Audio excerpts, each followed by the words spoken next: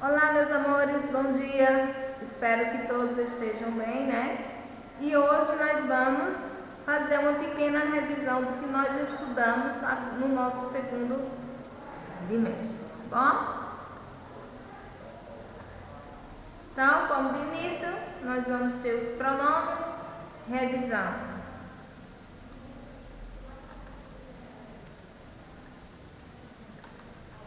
Então, nós vamos ter aqui, de início, né, vamos ter os pronomes, nós vamos ter as conjunções e nós vamos ter a estrutura da oração. Foi o que nós estudamos no segundo bimestre, tá bom?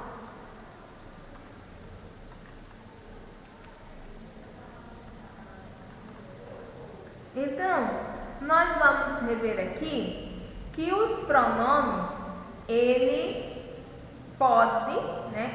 podem substituir, acompanhar ou referir-se a um nome.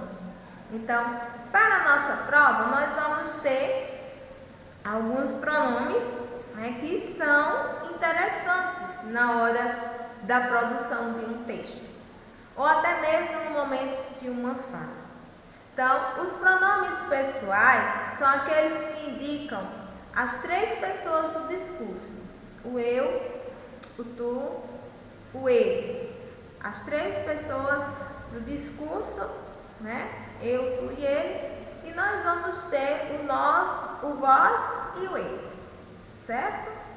Então, nós vamos ter também a divisão dos pronomes pessoais do caso reto e do caso oblíquo, certo?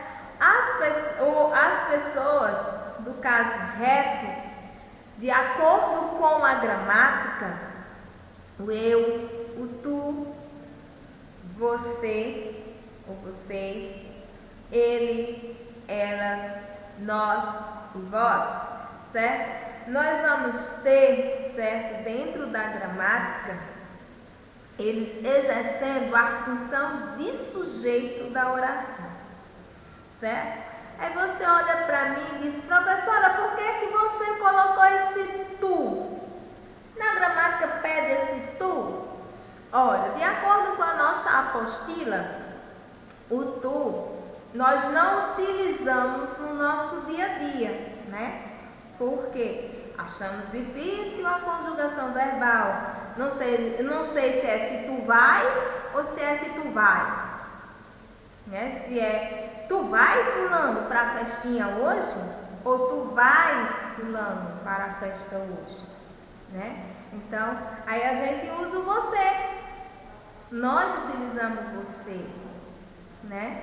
Então, o você daqui a alguns dias vai fazer parte da nossa gramática, porque nós utilizamos muito no dia a dia, certo? Então, os pronomes pessoais do caso reto, ele vai exercer a função de sujeito da oração. Ah, professor, e os pronomes oblíquos? Olha, os pronomes oblíquos, né, ele não exerce de forma nenhuma função de sujeito. Ele vai exercer a função de complemento verbal, porque ele vai substituir o sujeito da oração. Ele, para aquele pronome do caso reto não se repetir dentro do texto, aí aparece quem? Os pronomes oblíquos. Olha o que tia Kilvia colocou aqui. Exerce a função de um complemento verbal, certo? Exerce a função de um complemento verbal de um verbo, certo? Ou seja, nós vamos ter o me, o te, o, os, a, as, ele, eles, se, nos, vu, mim, ti, se, comigo, contigo, certo? Consigo, conosco, convosco. Então, essas pessoas aqui, nenhuma irão exercer a função de sujeito da oração, e sim de um complemento verbal, certo?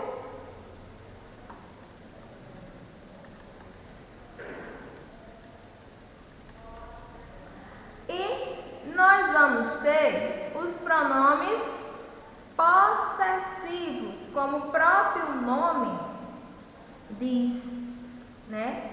São aqueles que você usa para falar de algo que indica posse em relação a alguém da conversa.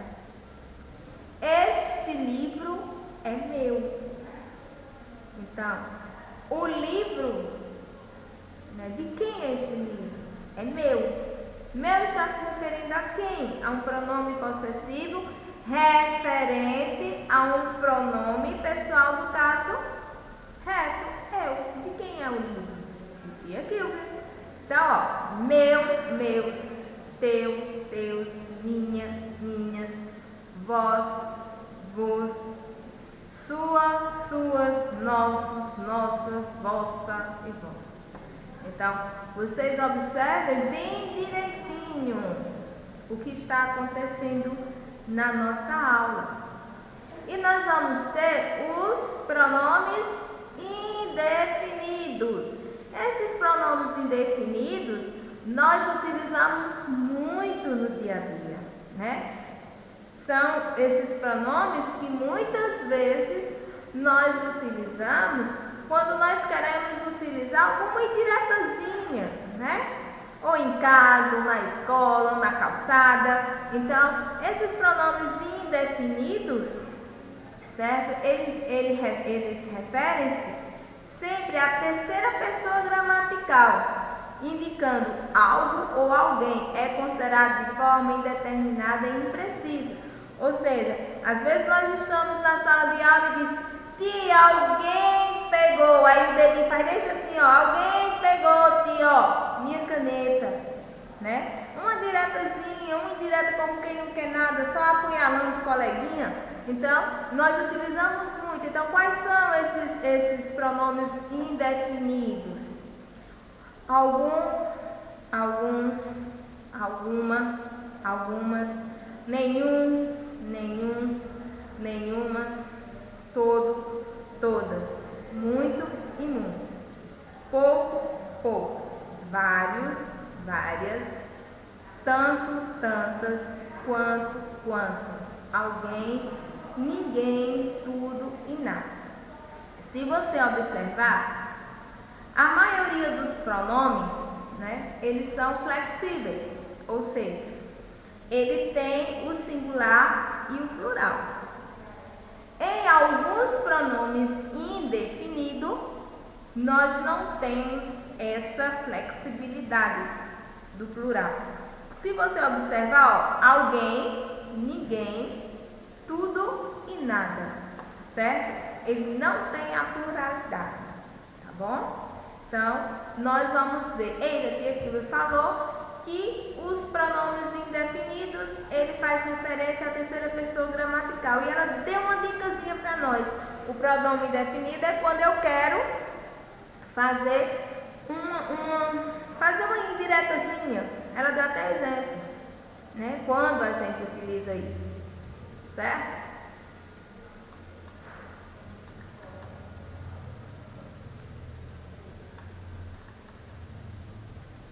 Olha, aqui nós temos as conjunções.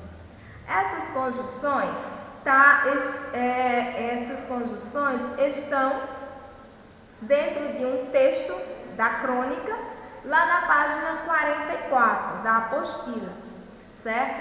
Então, o que é que nós vamos fazer? Qual é a função da conjunção? Eu lembro que quando foi no finalzinho do 6º ano, nós trabalhamos algumas conjunções coordenativas, certo? E essas conjunções, elas servem para ligar uma oração à outra. Então, não existe texto sem ter essas conjunções. Então, nós vamos ter as conjunções, ele é forte dentro dos nossos textos. Por quê, professora? Porque ela é quem vai fazer a ligação de uma frase à outra, é que vai fazer com que você escreva melhor, para que o seu texto tenha coerência, para que você não utilize palavras repetitivas dentro do texto. para que você coloque o sinal de pontuação correta, certo? Então, nós vamos ter as conjunções em si. Então, as conjunções são as palavras que atuam como elemento de ligação entre os termos semelhantes de uma oração ou outras orações estabelecidas, né? Estabelecendo relação de coordenação e de subordinação. Então, no caso, né, vocês já estão por dentro. Vai ter dois tipos de conjunções. Mas o que eu vou colocar para vocês é o que? A conjunção coordenativa, porque é o que tem na nossa apostila, na página 44. Certo? Aqui, só um pequeno exemplo. Estudei muito e aprendi a matéria. Então, aqui eu tenho duas orações totalmente independentes gramaticalmente. Certo? Porque se eu quiser, eu retiro essa conjunção e coloco um ponto final. Estudei muito. Não dá para entender? Aprendi a matéria. Mas como eu quis unir as duas orações, eu coloquei a conjunção aditiva, porque a conjunção aditiva, ela indica soma, a união, certo? Das orações. Então, está aqui o que nós vamos ter na nossa apostila, lá na página 44. Aditiva. Quais são essas conjunções que vocês podem reconhecer dentro de um texto? E, nem, além de, mas também, bem como. Só são essas, professora? Não, tem mais. Essas aqui são as mais usadas, né? Nós vamos ter também nas conjunções coordenativas as conclusivas. É aquela que conclui o pensamento, conclui um texto. Pois, logo, portanto, então e por isto. Eu quero que vocês prestem atenção essa conjunção pois. Essa conjunção pois, quando vier depois do verbo, ela tem a função de conjunção conclusiva. Por quê? Ela vai aparecer na conjunção explicativa, coordenativa explicativa, mas a posição dela é inversa, ela vem antes de um verbo. Pois, sendo conclusiva, após um verbo. O pois, antes do verbo, ela é explicativa, porque é o motivo, é uma justificativa. E para vocês não se perderem na hora da produção textual, só é você substituir. Se couber um portanto no lugar do pois, ou logo no lugar do pois, ela vai ser conclusiva. Se você colocar um porquê ou um que, ela será explicativa, certo?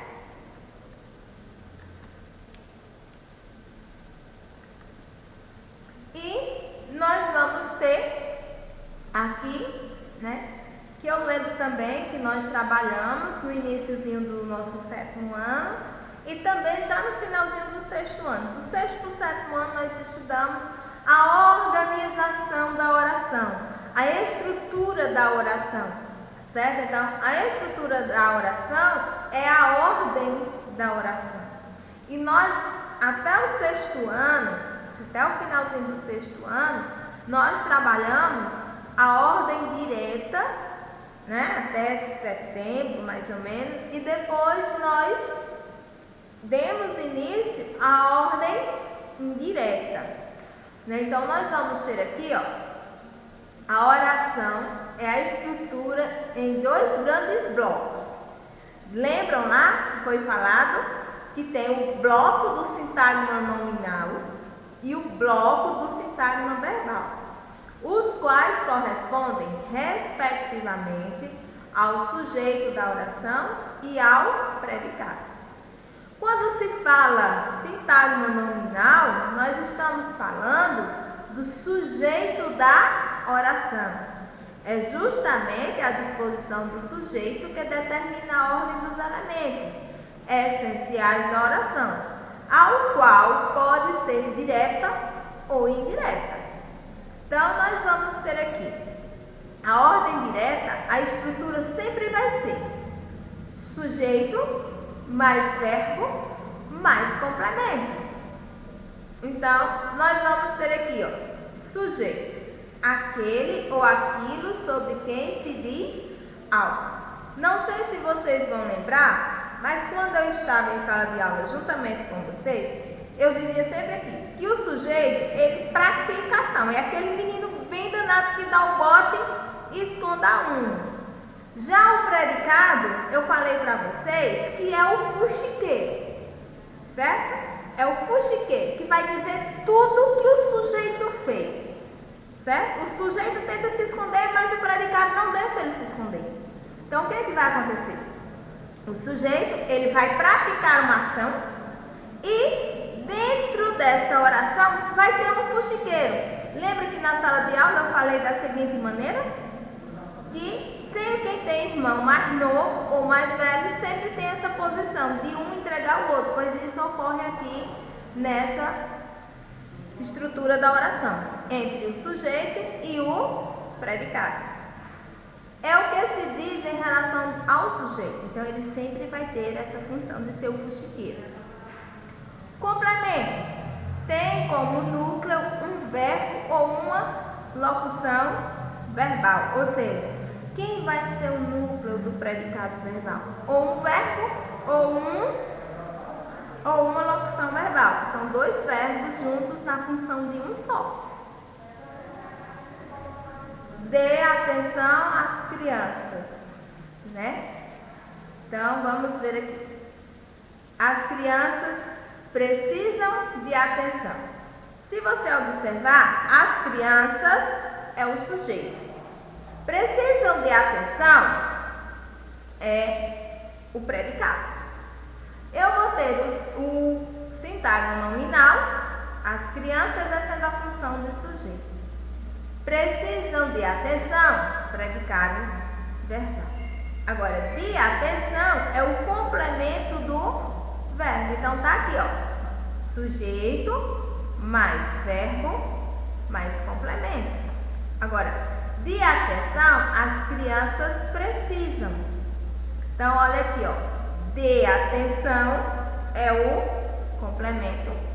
As crianças, sujeito, que precisam, né? Complemento. Vem um verbo. Tá tudo trocado aqui a posição. Certo?